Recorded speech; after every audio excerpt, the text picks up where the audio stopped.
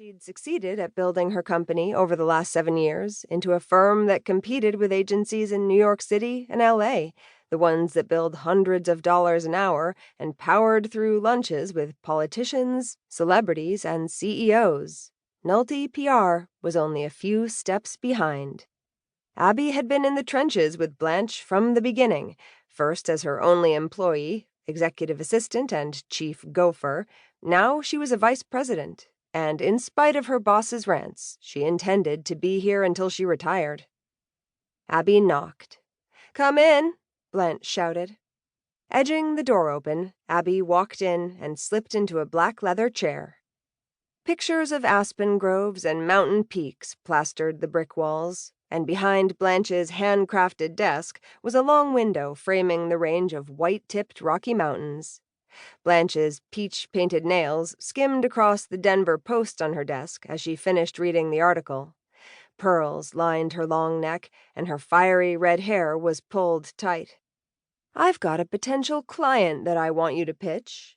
Blanche reached for a green file. "We're competing with the big boys on this account." Abby released her breath. It was a good day. "What's their story?" Abby leaned forward in her chair to see the stack of papers Blanche was spreading across the desk. "It's a national adoption agency that's based here in Denver." Abby gulped air and held her breath. An adoption agency? How many national adoption agencies were based out of Denver? Hopefully there was more than one.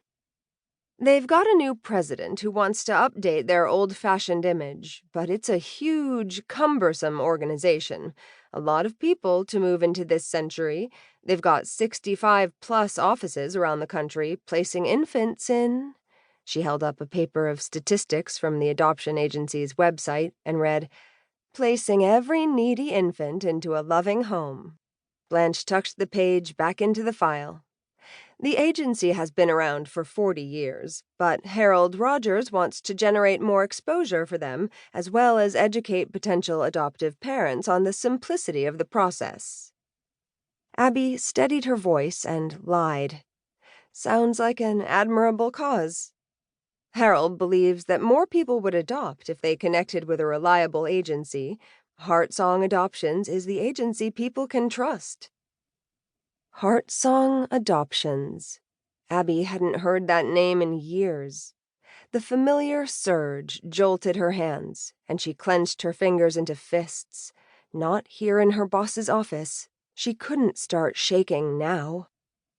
Blanche didn't miss a beat. She handed a booklet to Abby. "Here's their current brochure. Awful, isn't it?" Abby clamped onto the brochure with her thumb and stared down at the cover. Grainy photos, cursive fonts, splashes of mauve and baby blue. She opened the fold. Was that child wearing white jelly shoes? "Needs some work, doesn't it?" Blanche asked. Abby slowly nodded her head. Her eyes caught the small picture in the left-hand corner, a perfect baby boy with blonde hair and blue eyes. He looked just like her son. "I think we can create a real story here." Blanche made a note on her legal pad. "With infertility rates up and couples waiting until later in life to have kids, Heartsong wants to present adoption as a viable option to expensive infertility treatments. They also want to encourage girls from rough home situations to consider giving up their babies to a loving family instead of opting for an abortion." Was Blanche still talking? Her words muffled, like they were caught in a drum. "Heartsong is working with treasures. Family treasures. Do you like that? Heartsong Adoptions. Treasuring the heart of the family?" Blanche asked. "We'll have no problem getting the national media on board if we can convince Harold that we're right for this job. What do you think?" The irony stung. Abby Wagner promoting the good works of Heartsong. What was God trying to do? How could she tell the world about Heartsong's treasures after they'd destroyed her family? Abby shut her eyes briefly, begging the darkness to flee. "Are you with me, Abby?" She struggled to focus on her boss's stare. "Just thinking, is there a downside?